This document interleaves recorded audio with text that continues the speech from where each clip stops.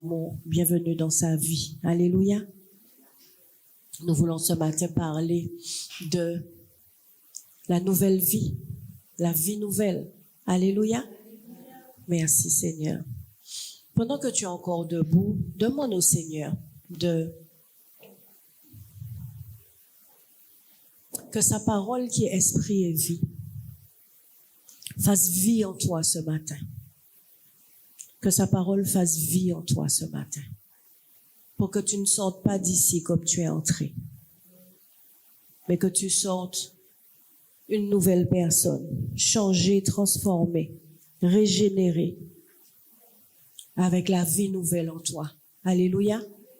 Pour que quel que soit ce qui avait pu t'affaiblir, te toucher, t'affecter, que ça te quitte ce matin à cause de sa parole. Parce que c'est sa parole qui fait tout. Alléluia. C'est sa parole qui fait tout. La Bible nous dit, il envoya sa parole et sa parole les guérit. Amen. Alors prie ce matin, demande au Seigneur. Demande-lui. Dis-lui, Seigneur, j'ai besoin de toi, j'ai besoin de ta vie.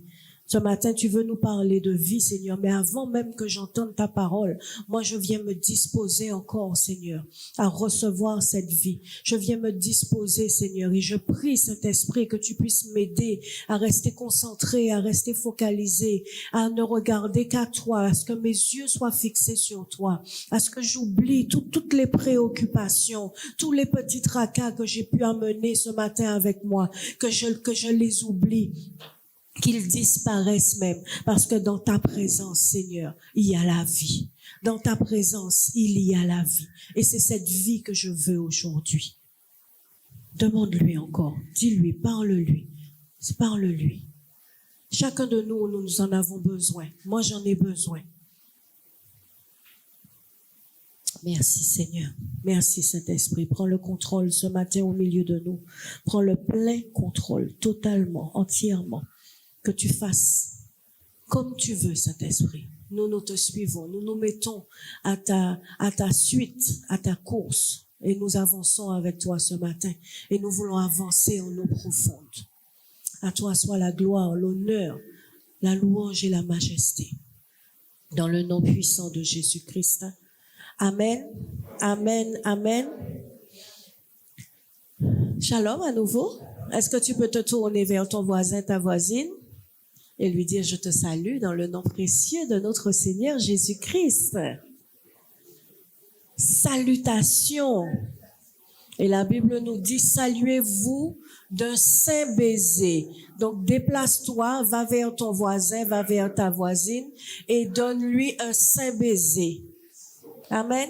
C'est ce que la Bible nous recommande. C'est ce que la parole nous recommande. Et c'est à cette obéissance-là, c'est par cette obéissance-là que nous voulons avancer. Alors, saluez-vous d'un saint baiser. Et moi, je vous salue d'un saint baiser. Et également à ceux qui sont connectés avec nous en ligne sur notre chaîne YouTube. Alléluia.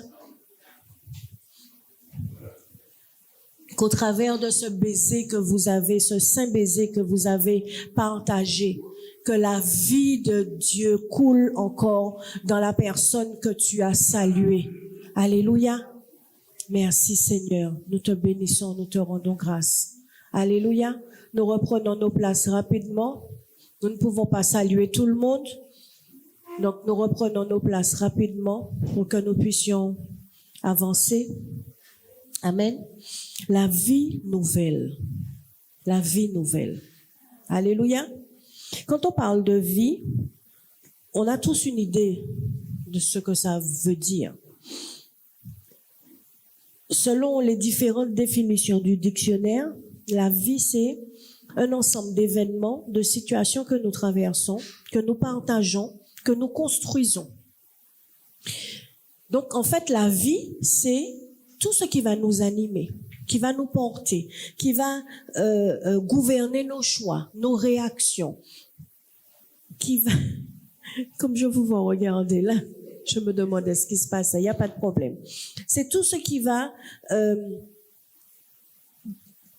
gouverner nos décisions, nos choix, qui va nous aider à traverser les circonstances, à traverser la vie. C'est ce qui va nous aider à partager avec les autres. C'est aussi ce qui va nous aider à construire notre marche quotidienne. Et c'est donc en fait la vie, ça n'est pas juste le fait d'exister, parce que l'existence c'est quelque chose, mais la vie c'est beaucoup plus, comme, ne serait-ce qu'avec ce que je viens de dire, la vie c'est quelque chose qui est beaucoup plus riche que l'existence. Et donc la vie c'est ce qui nous dirige intérieurement. C'est ce qui nous dirige intérieurement, ce qui va nous faire parler, qui va nous faire aimer, détester, qui va nous faire obéir ou désobéir à Dieu. La vie. Amen. Mais ce matin, nous ne voulons pas parler de la vie, nous voulons parler de la vie nouvelle. Nous sommes dans le mois de la régénération. La régénération est notre verset du mois qui est Tite, le verset 5 du chapitre 3, Tite 3, verset 5, qui nous dit, il nous a sauvés, non à cause des œuvres de justice que nous aurions faites, mais selon sa miséricorde par le baptême de la régénération et le renouvellement du Saint-Esprit. Donc, en fait, la vie nouvelle, ça n'est pas une amélioration de notre caractère, c'est un passage de la mort spirituelle à la vie en Dieu. Amen. C'est ce que nous comprenons et que je pense que nous comprenons. Nous sommes arrivés au 19 et depuis le 1er, nous parlons de régénération. Donc, au travers de tout ce que nous avons déjà entendu de cette régénération, nous comprenons que la vie nouvelle est indissociable de la régénération. Parce que sans régénération, il ne peut pas y avoir de vie nouvelle. La régénération touche un élément qui est fondamental, à savoir le fait que comment est-ce qu'un homme qui est mort peut retrouver la vie? C'est ça, puisqu'on passe de la mort à la vie. Donc la mort spirituelle à la vie en Dieu. La régénération, selon ce que nous avons comme définition, nous dit que c'est une œuvre surnaturelle de l'Esprit Saint qui transforme le cœur humain, le faisant passer de la mort spirituelle à la vie en Dieu. Et qu'elle n'est pas le résultat. C'est ce que Tite nous dit. Ça n'est pas le résultat de nos efforts. Ça n'est pas parce que nous sommes là depuis des années et des années que nous avons forcément cette régénération. Et qu'elle est un don gratuit de la grâce divine qui est reçu par la foi en Jésus-Christ. Et que c'est une transformation intérieure profonde, un éveil, un renouvellement produit par la puissance de Dieu. Amen. Je t'ai gardé debout parce que c'est maintenant que tu vas te mettre debout si tu étais assis pour que nous puissions lire ensemble nos versets de référence. Alors normalement nous avons un verset de référence, mais j'ai pris le précédent et donc ce verset c'est Galates 2, 19 et 20. Et le verset principal c'est le verset 20 que nous connaissons tous et que nous déclamons régulièrement. Galates 2. Galates 2. Si vous avez vos Bibles, vous avez dû trouver Galates 2.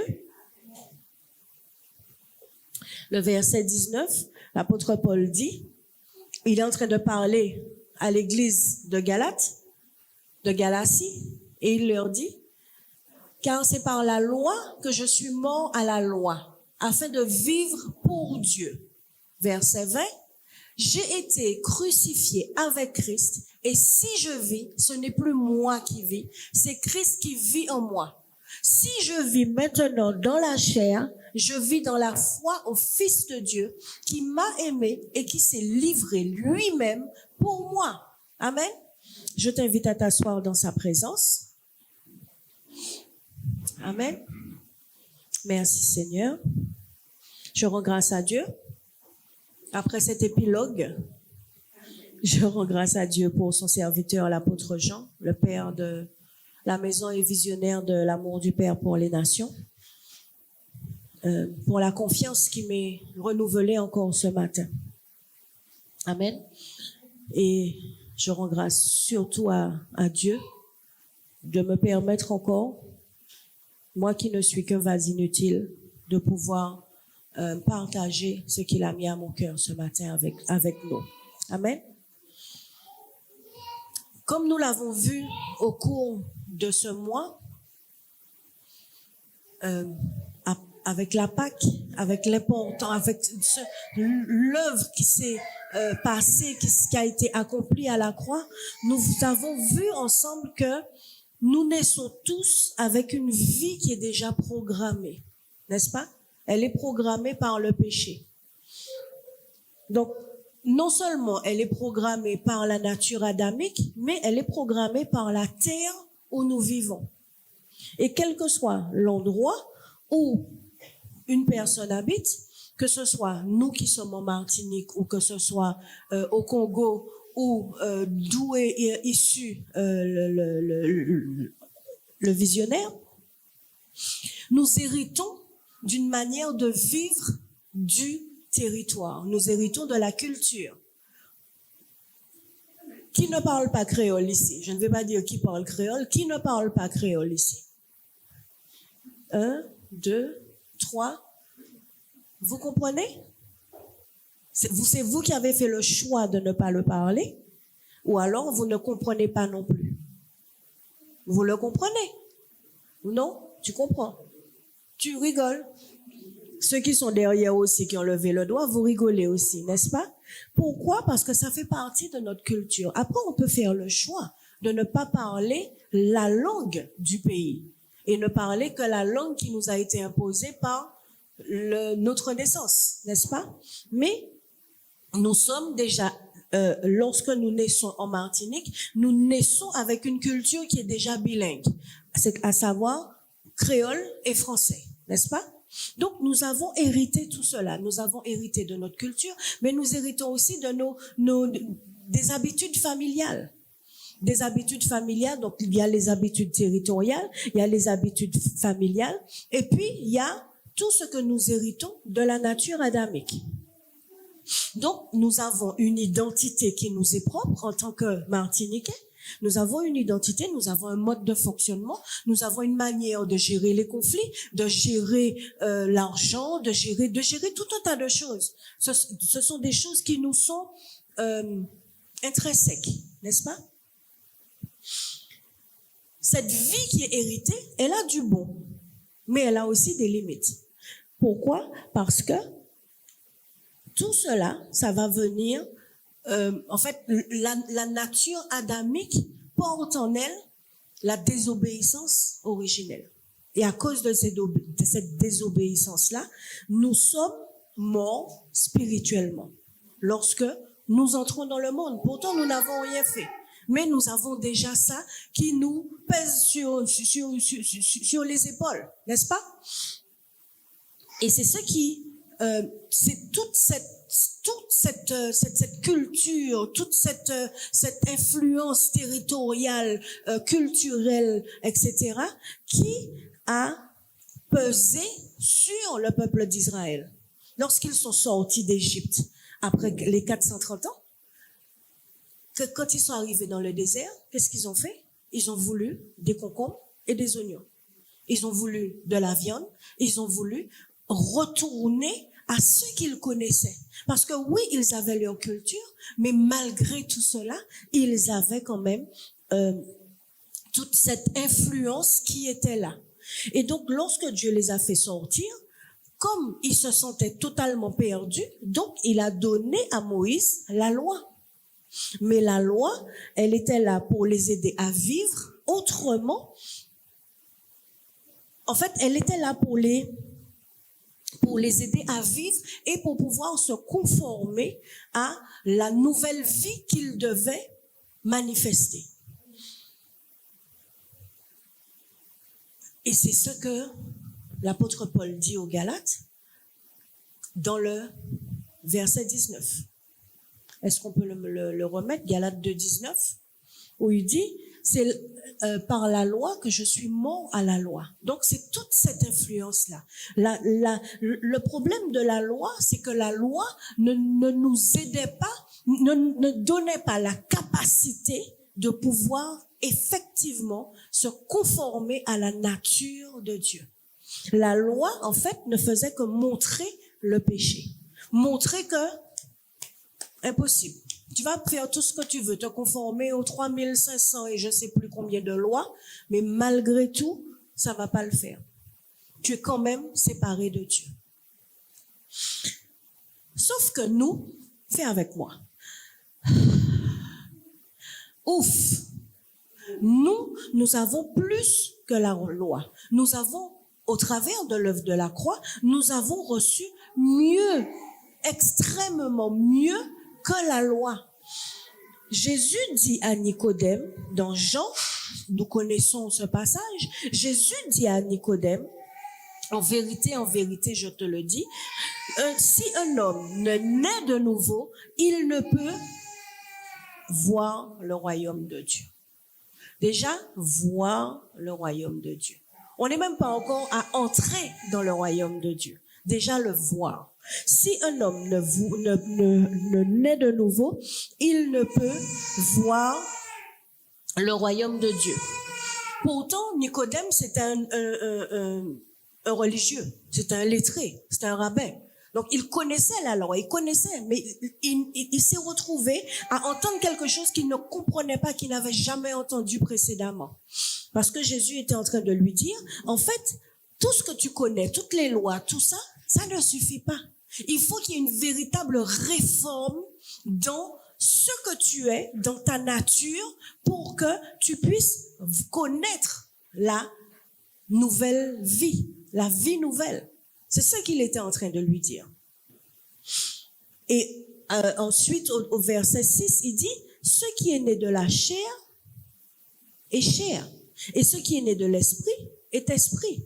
Donc, il est en train de lui dire, si tu ne nais d'esprit, oui, parce que Nicodème lui a dit, mais comment est-ce que je fais pour naître de nouveau? Est-ce qu'il faut que je retourne dans les entrailles de ma mère pour en ressortir, alors que je suis déjà tout grand? Mon Dieu, le jour où ça arrive, je plains la pauvre dame. D'accord? Et donc, Jésus lui dit non. Ce qui est né de la chair, c'est la chair. Soit.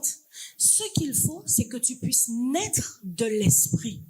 Et naître de l'esprit, c'est le baptême de la régénération dont nous parle Tite. Et le renouvellement du Saint-Esprit. C'est ce dont Tite est en train de nous parler. Qu'il faut naître de nouveau. Donc, ça n'est pas simplement ça n'est pas quelque chose de physique, mais c'est une œuvre surnaturelle qui doit s'opérer pour que la personne qui était morte spirituellement puisse entrer dans une nouvelle vie et qu'elle puisse naître pour que de mort, on puisse devenir vivant. Amen. Et pourtant, notre corps ne change pas, il reste le même. C'est comme si on a une vieille voiture. Elle ne roule pas. Et on décide de la peindre, de la retaper à neuf. Quand on voit la voiture, elle est magnifique. Elle brille même au soleil. Sauf que la voiture, elle va aller nulle part. Elle va rester exactement au même endroit où tu la peintes. Sauf si tu prends une dépanneuse pour la sortir de là où elle est. Mais elle ne va pas rouler. Et en fait, c'est ça. Ça dit que la régénération, ça n'est pas une nouvelle peinture. C'est un nouveau moteur qu'on met dans cette voiture. Même si on ne la repeint pas, mais s'il y a un nouveau moteur dedans, qui fait que cette voiture-là, elle va pouvoir sortir d'un point A pour aller à un point B. Et Tite nous dit encore que ça ne vient pas de nos œuvres, ça vient de nous. Ça ne vient pas de nos œuvres, ce ne sont pas les œuvres de la justice, ça n'est pas ce que nous avons fait. D'ailleurs, la Bible nous dit que pour que nous n'ayons pas à nous glorifier nous-mêmes, à croire que c'est parce que nous avons fait, c'est un don gratuit. Donc c'est quelque chose qui ne se mérite pas. C'est Dieu qui donne, c'est selon sa miséricorde, c'est selon sa grâce, c'est selon son amour qu'il accorde. Alléluia. Je suis en train de reposer un peu le contexte. Et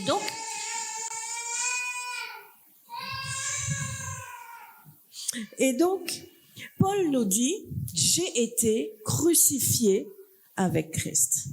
Quand Jésus est mort, il a pris sur lui notre vie et notre vie a été crucifiée avec lui. Nous avons été tués avec lui, n'est-ce pas? C'est ça. Donc, notre ancienne vie, la vie dont nous parlions tout à l'heure, cette ancienne vie, la vie spirituelle, cette vie-là, elle est morte lorsque il est monté sur la croix et qu'il a été crucifié et qu'il a rendu l'âme, n'est-ce pas? Donc, ça veut dire que, parce que oui, on comprend ça, mais il faut comprendre les implications de tout ça. Ça veut dire que tous les anciens schémas de pensée, tous les anciens schémas de désobéissance, tout ce qui était de l'arbre du péché avec lequel on se trimbalait à cause de cette nature adamique, à cause de tout ce qui est territorial, de tout ce qui est familial, tout cela, ça a été quoi? Cloué à la croix. Ça a été cloué à la croix. Ça a été tué. Donc, tous les modes de tout ça, c'est mort. Donc, ça veut dire que quand c'est mort, on ne peut pas prendre ce cadavre-là, le mettre sur notre dos et commencer à marcher avec. C'est pour ça que la nouvelle vie est indispensable pour nous. Et elle est indispensable pour nous. Normalement, lorsqu'une personne rencontre Christ, l'ancienne nature doit disparaître. J'ai beaucoup aimé ce que Yannick nous disait ce matin dans son exhortation.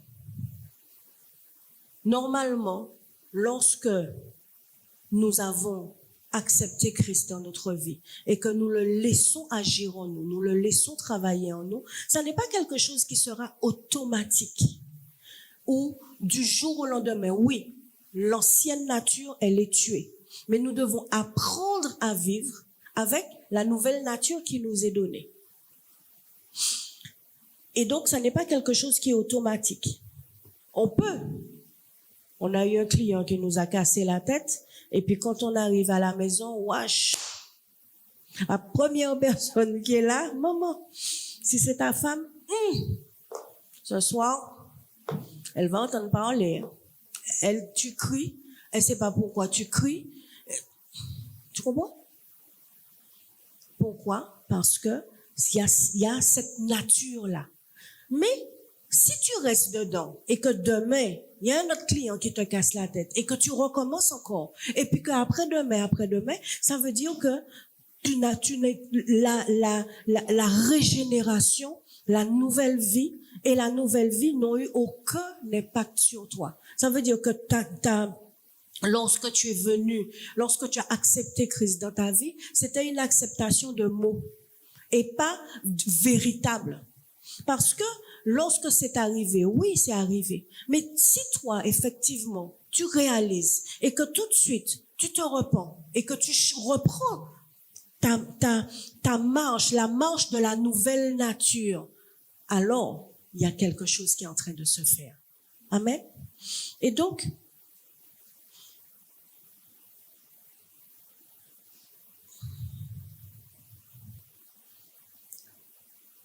il dit, j'ai été crucifié. Donc, ça veut dire que la nouvelle vie va commencer d'abord par la mort. Par la mort de de cette ancienne nature. Amen. Vous me suivez? On est ensemble? Donc, la vie nouvelle commence par la mort. Parce que s'il n'y a pas de mort, déjà, on ne peut pas ressusciter quelque chose qui n'est pas mort. N'est-ce pas? Il faut que ça soit mort pour que ça soit ressuscité. C'est lorsque Jésus est mort que le Saint-Esprit est allé le ressusciter. Amen. Et donc, prenons ensemble Romains 6, le verset 4.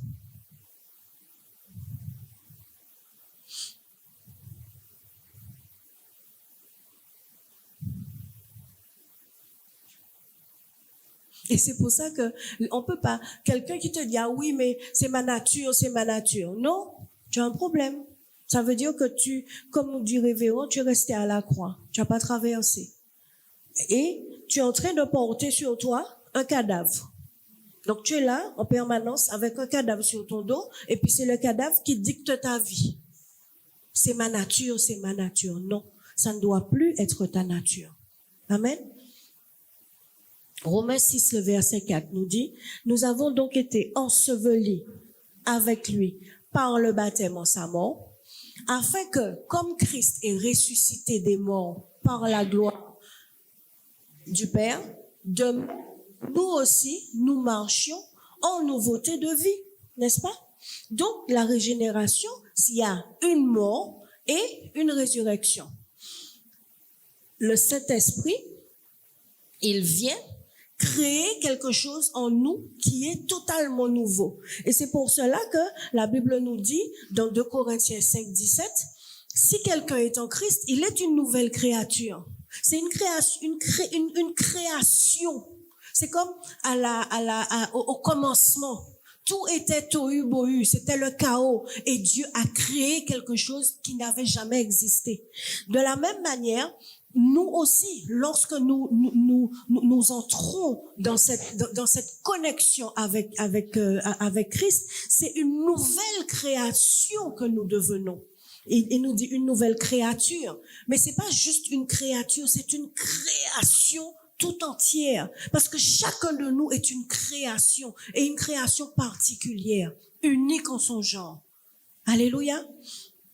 Et donc, c'est quelque chose qui est inédit, c'est quelque chose qui n'a jamais existé. Et donc, c'est pour cela qu'il est important pour nous, en tant que croyants, d'accepter cette mort-là, d'accepter la mort de l'ancienne manière de vivre, de ce que nous étions avant. C'est pour ça qu'il dit les choses anciennes sont passées.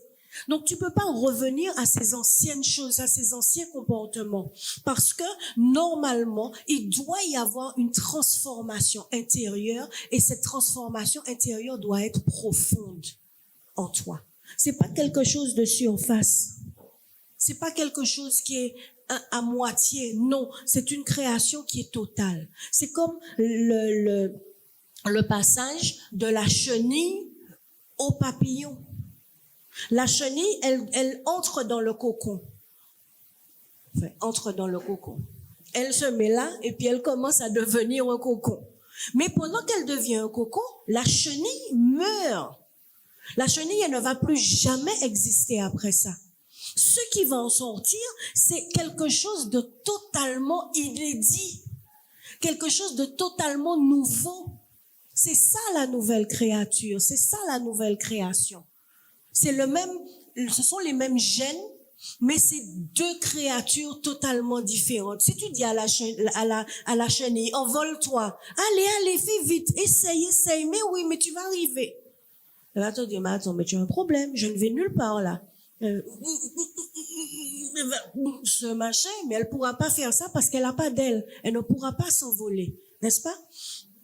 Et donc, la nouvelle vie, c'est ça. Ça n'est pas une chenille chrétienne qui essaye de battre les ailes pour voler. C'est une nouvelle créature. C'est un papillon qui a des ailes et qui va voler. Alléluia. Et c'est ça l'image de ce que Christ fait en toi lorsque tu lui donnes véritablement accès à toi. Parce que il y a notre esprit est régénéré. Mais ensuite, le reste du travail doit se faire en nous. Il doit se faire en nous.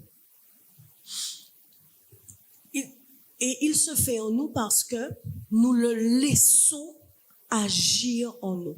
Nous le laissons travailler en nous. Lorsque il y a cette œuvre de régénération qui se fait, il y a, nous savons, on nous le dit, quand on commence à cheminer avec le Seigneur, que le Saint-Esprit vient habiter en nous. Mais le Saint-Esprit, c'est une personne. Donc, c'est une personne qui s'installe en nous et qui commence à vivre à travers nous. Amen. Et c'est pour cela que lorsque nous sommes dans notre marche chrétienne, nous devons nous poser la question, mais est-ce que véritablement Christ vit en moi au point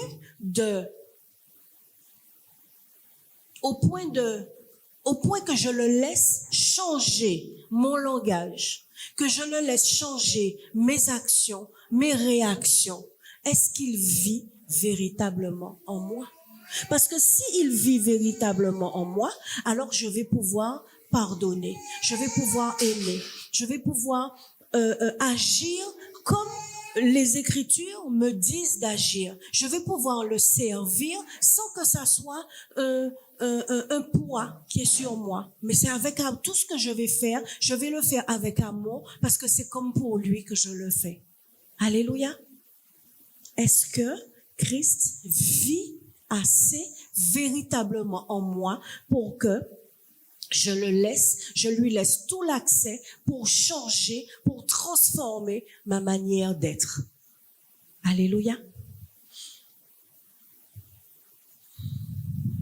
Il dit, ça n'est plus moi qui vis, c'est Christ qui vit en moi. Donc, c'est quelqu'un qui vit en moi et au travers de lui, je fonctionne. Au travers de lui, j'agis. C'est ça que doit être la vie nouvelle. Parce que si avant, lorsqu'on me blessait, ma seule pensée, c'était de pouvoir me venger et que maintenant, j'ai encore ce genre de pensée-là, ça veut dire que la vie nouvelle, elle n'est pas en moi. Parce que la vie nouvelle doit m'amener à pardonner à toute personne qui m'a fait du mal, qui m'a fait du tort.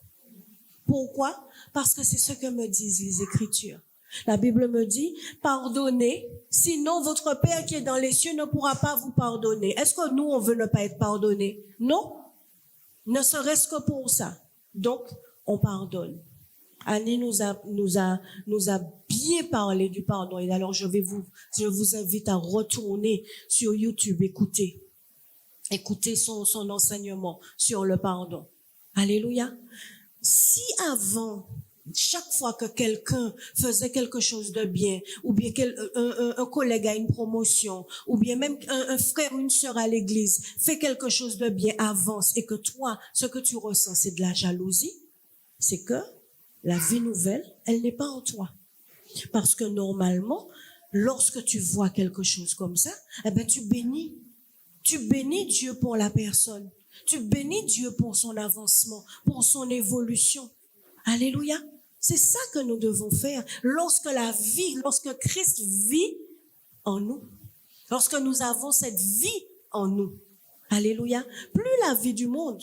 Je disais au début, la vie, c'est tout un ensemble de choses, mais c'est aussi ce qui te fait obéir ou désobéir à Dieu. Donc, si c'est la vie du monde qui reste encore en toi, comme Yannick disait, la vie, c'est la chair que tu suis, si c'est ça, allez, on prend un petit cadavre et puis on marche avec. Non, non, non. C'est pas ce à quoi nous sommes appelés. C'est pas pour ça que nous sommes sauvés. Nous sommes sauvés pour être le reflet, pour être son image, sa ressemblance. Donc, ça veut dire que Christ doit être en nous et que sa vie en nous doit être visible.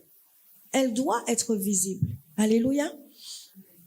Galates 5, 25 nous dit, si nous vivons par l'esprit, nous avons bien vu, c'est l'esprit qui régénère. Si nous vivons par l'esprit, marchons aussi selon l'esprit. Donc, vivre par l'esprit, c'est la nouvelle naissance. Mais marcher selon l'esprit, c'est dans notre quotidien. C'est dans notre quotidien, c'est lorsque la vie est véritablement en nous, que nous laissons cette personne en nous faire comme elle veut. Parce que c'est lui qui devient le chef, c'est lui qui devient le maître de la demeure. Donc, et qui doit diriger chacune de nos actions, de nos réactions, de nos choix, de nos décisions. Alléluia. Dans la nouvelle vie, c'est Christ qui a pris résidence en moi et qui manifeste sa nature en moi, au travers de mes paroles, au travers de mes actions, au travers de mes gestes, de mes décisions, de toute ma vie. C'est Christ en moi qui fait sa life. N'est-ce pas? C'est ça. Amen. Et donc, l'apôtre Paul continue, c'est notre troisième point. L'apôtre Paul continue en nous disant, je vis par la foi au Fils de Dieu. Déjà, c'est par la foi que nous acceptons. C'est par la foi que nous acceptons, remets le verset 20 de Galates 2. C'est par la foi que nous acceptons Christ, que nous acceptons Jésus-Christ comme Seigneur et comme Sauveur. Déjà. Mais c'est aussi par la foi que il nous dit, si je vis maintenant dans la chair, je vis maintenant dans la chair. Mon corps, il n'a pas changé. Bon, il a grossi un peu depuis, entre-temps. Mais, même, il y en a d'autres qui sont enceintes, voilà. Donc, tu changes de forme, tout ça. Ton corps ne change pas. Ta chair physique ne change pas. Mais, donc, il dit, si je vis dans la chair, je ne suis pas soumise à ce que mon corps décide qu'il veut faire.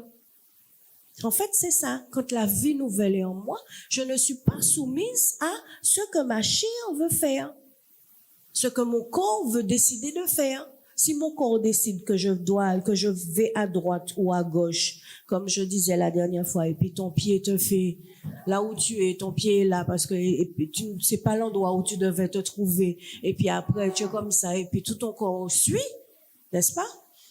Si ton corps, c'est lui qui te dirige, c'est que la vie nouvelle n'est pas encore en toi. Et que tu dois faire le nécessaire, tu dois faire ton possible pour laisser le propriétaire de la demeure faire comme il choisit de faire, comme il décide de faire en toi. Alléluia.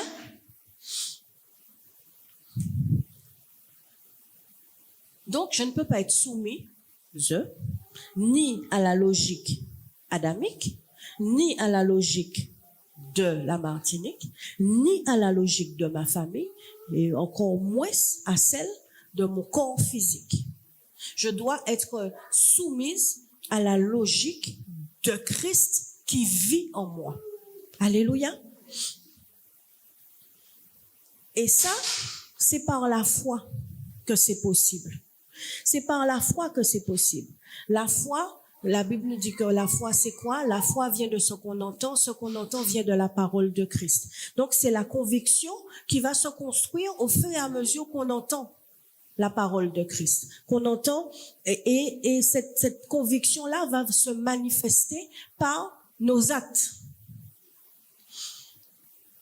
Donc, quelqu'un qui dit, je suis chrétien, j'ai la nouvelle vie en moi, et qui continue à mentir pour protéger sa pomme, doit se poser des questions. N'est-ce pas? Parce que la Bible nous dit quoi? Que c'est le diable qui est le père du mensonge. Or, si j'ai la nouvelle vie en moi et que je mens, qui c'est qui mon père? Qui est-ce qui vit en moi? Si je fais les œuvres de celui qui est le père du mensonge, ça veut dire que c'est lui qui me dirige, n'est-ce pas? Donc, à moi de laisser le véritable propriétaire prendre le contrôle et que lorsque j'ai envie de mentir, que je ne mente pas, que je dise la vérité. Amen. Que je dise la vérité. La vie nouvelle, elle va se voir. Elle va se voir. Même si tu es dans la chair, même si tu as un corps physique, tu n'es pas soumis à ce corps-là. Tu n'es pas soumis à ton corps. C'est toi qui dois soumettre ton corps. C'est toi qui dois décider où est-ce que tu vas aller, où est-ce que tes deux pieds vont t'amener. C'est toi qui dois décider avec cette vie nouvelle en toi, avec Christ qui vit en toi. C'est toi qui dois décider de ce que tu regardes. C'est toi qui dois décider de ce que tu écoutes, de ce que tu écoutes, de ce que tu entends. C'est toi qui dois décider. C'est un choix. Si tu sais si tu vas dans certains endroits, ça va te conduire à faire telle chose, eh ben ne va pas. Ne laisse pas tes pieds te conduire dans cet endroit-là. Alléluia. Parce que personne n'est, comment dire?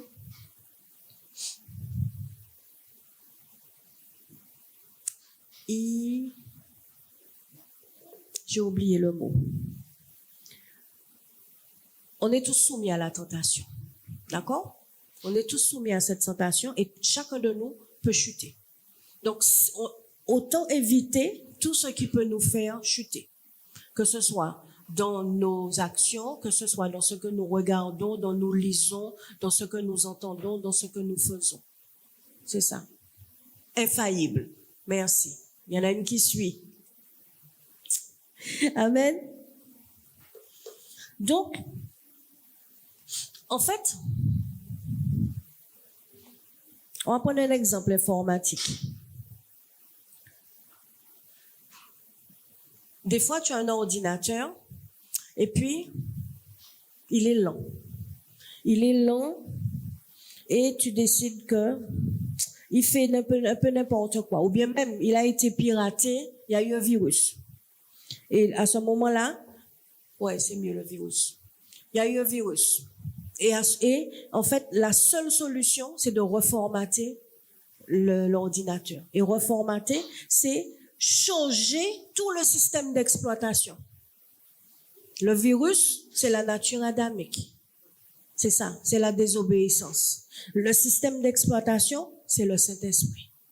Quand on change le système d'exploitation, à ce moment-là, la vie nouvelle peut prendre toute la place en nous. Alléluia. Et on peut recommencer à marcher, à fonctionner comme cela est prévu pour nous, selon la nature originelle. Amen. Nous le savons, cela c'est possible parce que notre intelligence sera renouvelée. Nous dit Romains 12:2, ne vous conformez pas au siècle présent, mais soyez transformés par le renouvellement de l'intelligence. Le renouvellement de l'intelligence, cela va se faire comment? Cela va se faire parce que nous changeons ce qu'il y a dans notre tête, en fait. Nous changeons ce qu'il y a dans notre tête. En même temps qu'il y a ce reformatage du système d'exploitation, eh ben nous changeons cela. Parce que là, toutes nos batailles, tout ce qui se passe en nous, ça commence d'abord par les pensées. Ça commence d'abord par ce que nous laissons entrer dans notre tête et que nous allons laisser entrer dans notre cœur et nous allons agir avec ça. Donc si nous renouvelons notre intelligence par la parole, au travers des Écritures, au travers de ce que nous entendons, des exhortations, etc., etc., alors cette vie nouvelle va pouvoir effectivement se manifester en nous. Elle va se manifester en nous parce que nous ne serons plus soumis aux rudiments du monde, à ce siècle, aux choses que le monde, que la chair, que le territoire, que la nature adamique nous disent. Non, nous serons soumis à ce que la parole nous dit et nous pourrons faire la volonté de Dieu, faire ce qui est bon, agréable et parfait. C'est bon, agréable et parfait parce que lorsque nous le faisons, nous nous conformons à cette vie nouvelle en nous. Nous nous conformons à ce pourquoi nous avons été manifestés sur terre. Alléluia.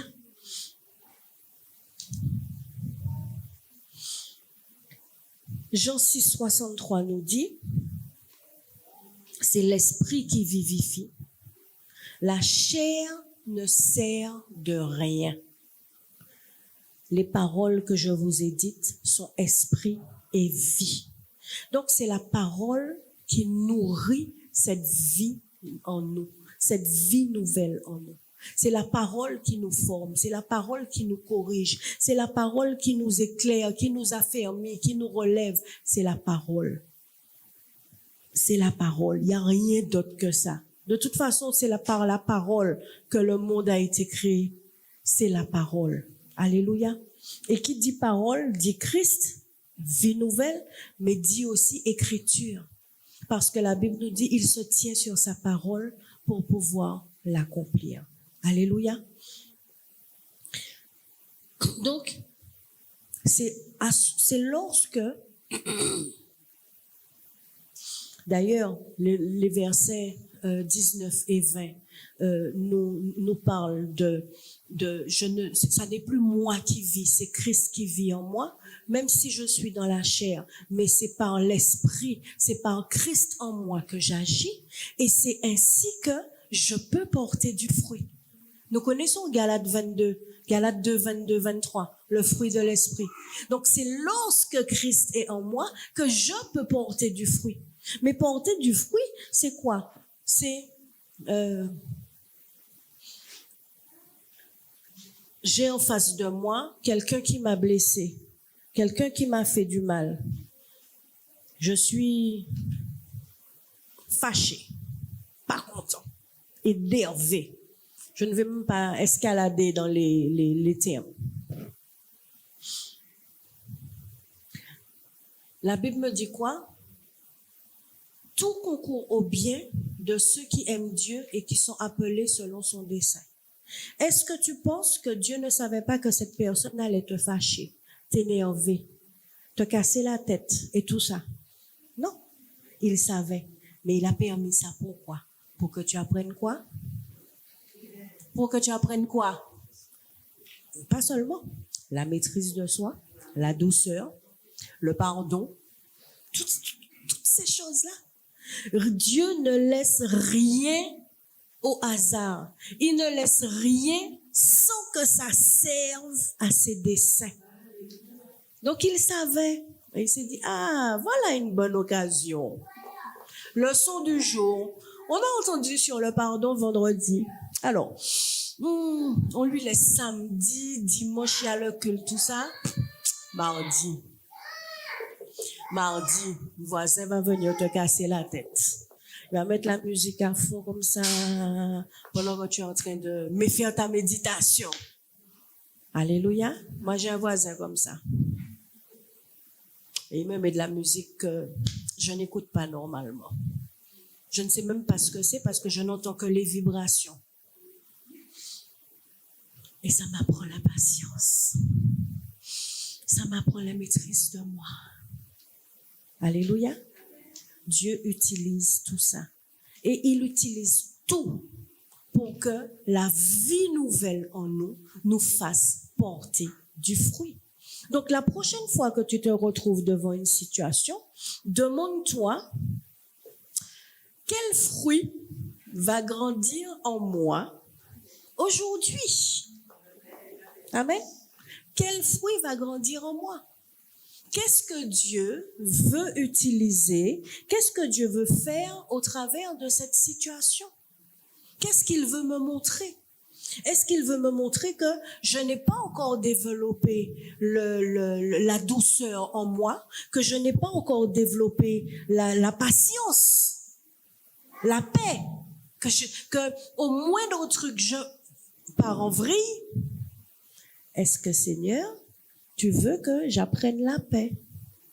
Qu'est-ce que tu veux? C'est ça, en fait. Parce que c'est vrai, notre chair, quand la situation arrive, On a l'autre là qui vient nous dire, ah, tu aurais pu lui dire ça, hein? Mais tu aurais pu lui faire comme ça, hein? Ah. Et puis toi-même, tu te dis, ah, si c'était avant, hein, ben, je lui aurais fait ça. Mais en fait, c'est parce que c'est maintenant que tu as envie de faire, hein? Mais comme tu as déjà entendu la parole, tu sais que tu ne dois pas faire ça. Mais tu as quand même l'idée de te dire, ah, mon ticket, d'accord? Alors, c'est la prochaine fois que tu as montéqué, dis Seigneur, qu'est-ce que tu m'apprends aujourd'hui? Dans la situation là, à l'instant même, au lieu que je parte comme ça là, non. Qu'est-ce que tu veux m'apprendre? Qu'est-ce que tu veux m'apprendre? Vous avez déjà vu un manguier qui fait des efforts pour faire des fruits? Non, il force pas, il fait pas de grimace, de trucs, il pousse, il accouche. Non, il accouche pas de fruits, les fruits poussent. Il pousse. Pourtant, il y a des intempéries. Il y a du vent. Des fois, le soleil est trop chaud. Des fois, il y a tout ça. Mais il pousse. Eh bien, le fruit de l'esprit, c'est comme ça qu'il doit pousser en nous. Mais il va pousser en nous comme ça. Pas que nous allons le fabriquer. Il va pousser en nous lorsque la vie nouvelle est en nous. C'est-à-dire lorsque nous laissons Christ être Christ en nous. Alléluia. Alléluia. Amen. Jean 15, 5 nous dit, c'est Jésus qui dit, je suis le cep, vous êtes les sarments. Celui qui demeure en moi et en qui je demeure, c'est celui-là qui porte beaucoup de fruits parce que sans moi, vous ne pouvez rien faire. Je ne pense pas que j'ai donné ce verset-là. N'est-ce pas? Nous connaissons ce verset. D'accord? C'est lorsque tu demeures en lui et qu'il demeure en toi, donc lorsque Christ vit en toi et que toi aussi tu es en lui, la Bible nous dit, je crois que c'est dans Colossiens 3, versets 3, 4 ou 23, 24, que notre vie est cachée en Christ. Elle est cachée en lui. D'accord? Donc c'est là, nous devons nous cacher en lui.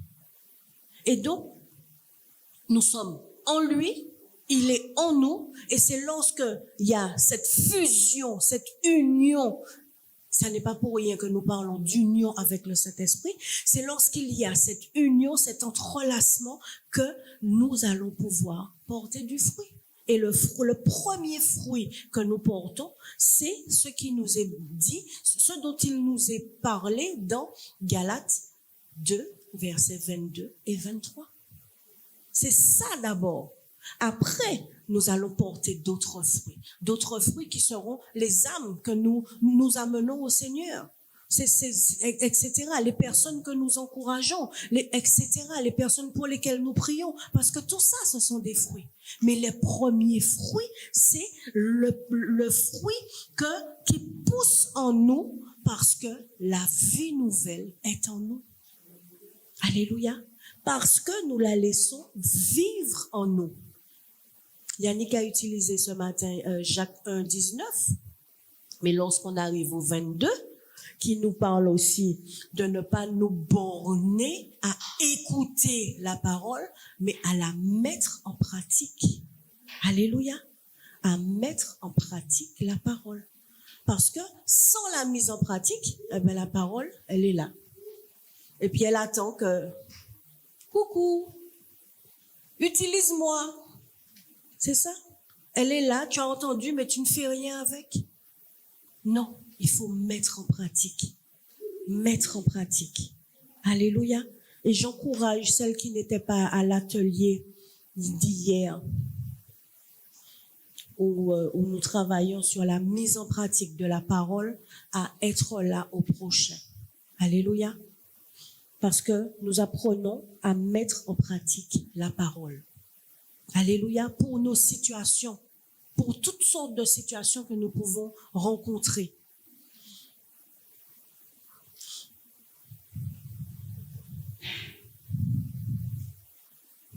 Il est temps pour nous que nous entendons la parole tous les matins. Déjà tous les matins, nous avons une exhortation, n'est-ce pas? Du lundi au samedi, il y a une exhortation. Le mardi en plus, tu as étude biblique. Si tu suis Canada et Guadeloupe, tu as études matin, exhortation, soir, études bibliques.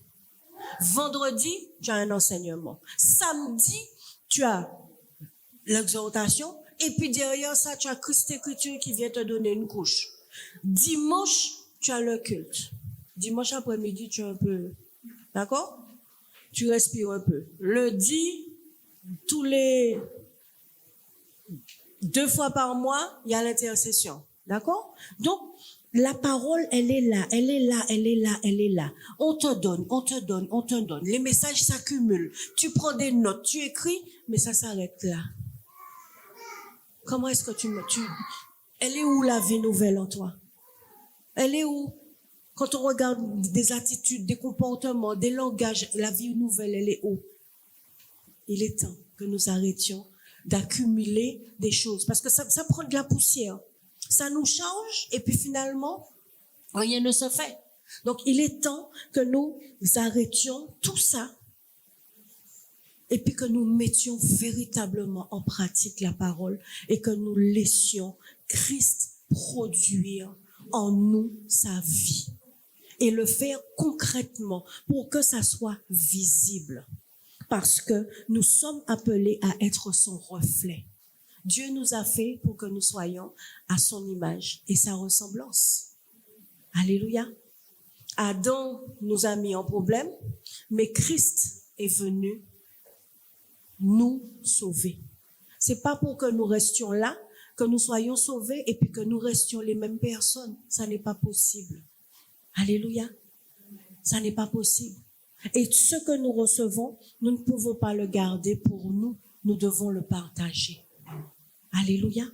Mais n'oublie pas que lorsque tu partages, celui à qui tu as partagé, il regarde ta vie. Ta vie doit lui prêcher. Ta vie doit prêcher Christ. Alléluia. Ta vie doit prêcher Christ parce que sinon, la personne va se dire, mais non, mais cette personne-là, c'est une comique.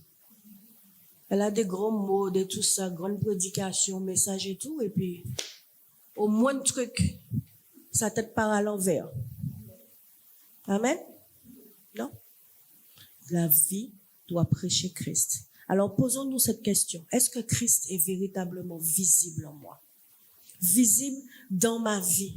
Visible au travers de moi? Parce que c'est sa vie. Si on voit Christ en moi, c'est parce que sa vie, la vie nouvelle est en moi. Mais autrement, je suis encore en train de charroyer un cadavre. Et là, il a déjà été crucifié. Imagine l'odeur que tu répands. Si c'est un cadavre que tu portes, c'est une mauvaise odeur, hein? Mais la Bible nous dit que nous devons avoir l'odeur de Christ. L'odeur de Christ. Répandre son parfum autour de nous. Donc ça n'est possible que si nous avons laissé le cadavre être crucifié et que nous ne l'avons pas récupéré pour le mettre sur notre dos, que nous laissons Christ vivre en nous. Là où il y a régénération, il y a un homme nouveau. Là où il y a un homme nouveau, il y a une marche nouvelle. Là où il y a une marche nouvelle, c'est toujours Christ qui finit par être vu. Toujours. C'est lui qui est vu. Amen. Et sa vie, elle se voit dans nos actes, elle se voit dans notre obéissance, elle se voit dans nos paroles, elle se voit dans tout, dans nos décisions, dans tout ce que nous faisons. Ça ne veut pas dire qu'un jour nous ne pouvons pas tomber, que nous ne pouvons, non. Cette vie-là, la vie nouvelle que nous sommes, cette marche que nous apprenons, parce que un enfant, on peut pas lui dire à 3 mois, lève-toi et puis va me chercher un pain à la boutique. Non. Il va commencer par se mettre assis, après il va commencer à marcher à 4 pattes, après les 4 pattes, il va se mettre debout, il va commencer à marcher, après, quand il aura 4-5 ans, il pourra aller te chercher un truc dans la maison, etc. Et puis quand il aura peut-être 9-10 ans, il pourra à la boutique qui n'est pas trop loin, te chercher un pain. Donc, c'est la même chose pour nous. C'est une marche. C'est pour ça qu'on dit marcher par l'esprit. C'est une marche. Non seulement parce que c'est un cheminement, Mais c'est quelque chose que nous devons faire en continu. On ne doit pas s'arrêter. Donc, on doit être persévérant dans cette marche. Si on tombe, on se relève et on reprend sa marche. L'enfant, quand il commence à marcher, il tombe blouf, il se relève comme il peut, il refait 2-3 pas. Bon, peut-être que demain, il va rester là encore. Quand il commence, peut-être qu'il va rester là encore. Et puis demain, il va attraper le fauteuil, le canapé, et puis il va se remettre debout, et puis il va refaire 2-3 pas. Et puis à un moment, il va plus s'arrêter, tu seras obligé de courir après lui. Alléluia. C'est ça que nous devons faire aussi. C'est ce que nous devons faire. Continuer, ne jamais s'arrêter. Parce que notre marche chrétienne, dans notre marche chrétienne, on ne doit pas s'arrêter. Alléluia.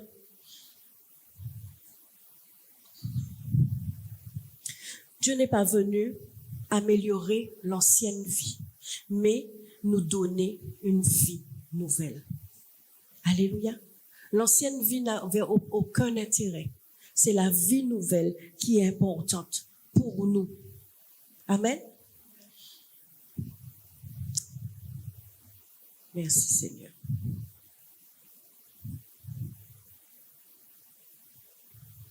Alléluia.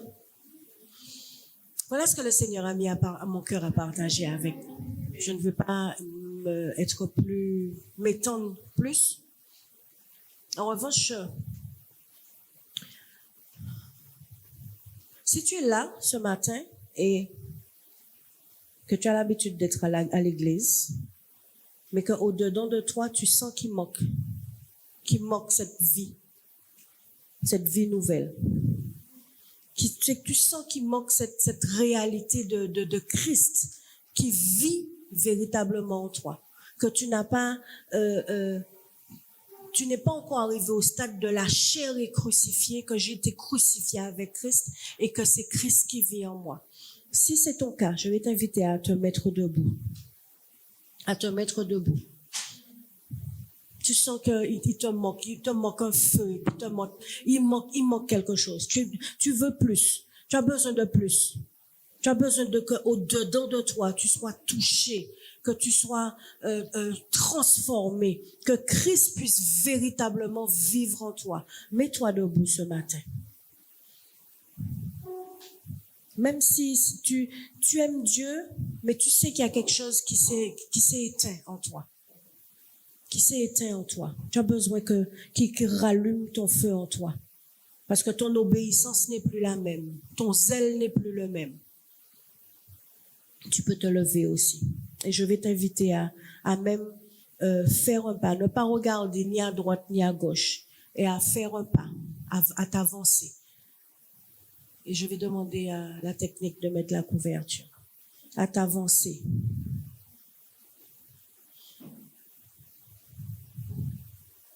Si tu veux que le Seigneur te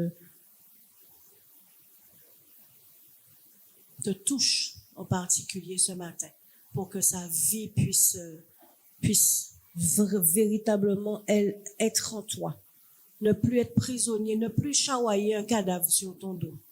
Ne plus avoir de mauvaise odeur, mais avoir plutôt le parfum de Christ en toi. Alléluia. Et ferme tes yeux, ne me regarde pas. Ne regarde pas ta voisine, ton voisin, c'est pas important. Ce qui est important, c'est toi et c'est ce que le Seigneur veut faire en toi ce matin. Alléluia. Tu vas lui dire ce matin, Seigneur, je ne veux pas rester prisonnière de ce que j'ai été jusque-là. Je ne veux pas de ça. Je veux que tu me transformes. Je veux que tu me changes. Je veux que tu fasses ton œuvre en moi ce matin, Seigneur. C'est pourquoi je m'approche de toi encore, parce que j'ai besoin que tu me régénères. J'ai besoin que tu vives en moi pleinement, totalement. Parle-lui, dis-lui, Seigneur, je veux plus de toi. Je veux vivre la réalité de ta présence en moi, la réalité de ta vie en moi. J'ai besoin de ça, Seigneur, mon Dieu. Seigneur, fais-le, Seigneur. Il y a un cri dans ton cœur que personne n'entend, que lui seul entend. Lui seul entend ce cri-là. Et il te dit ce matin, viens à moi encore. Viens à moi parce que je veux faire, parce que je veux que ma vie puisse couler en toi. Que ma vie puisse couler en toi. Continue à lui parler. Continue à lui parler. Il n'est pas un Dieu qui rejette. Il n'est pas un Dieu qui humilie. Il n'est pas un Dieu qui abandonne. Non.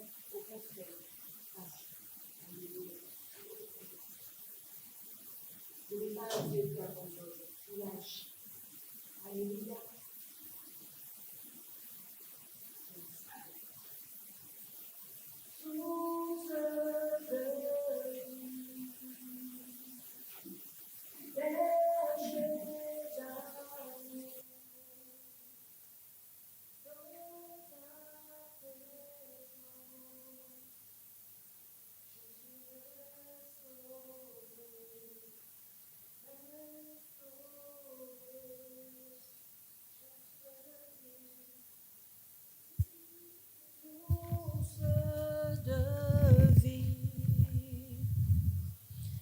Berger d'amour. Toi, continue à prier. Continue à prier. Continue à demander au Seigneur qu'il fasse en toi, qu'il agisse en toi encore ce matin. Source de vie. Berger d'amour. Dans ta présence. Je suis restauré,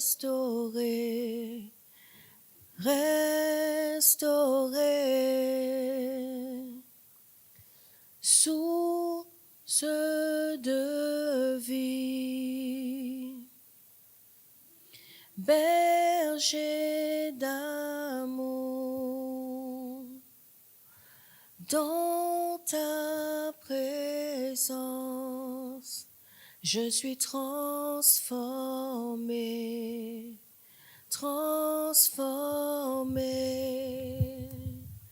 source de vie, berger d'amour, dans ta présence, je suis transformé.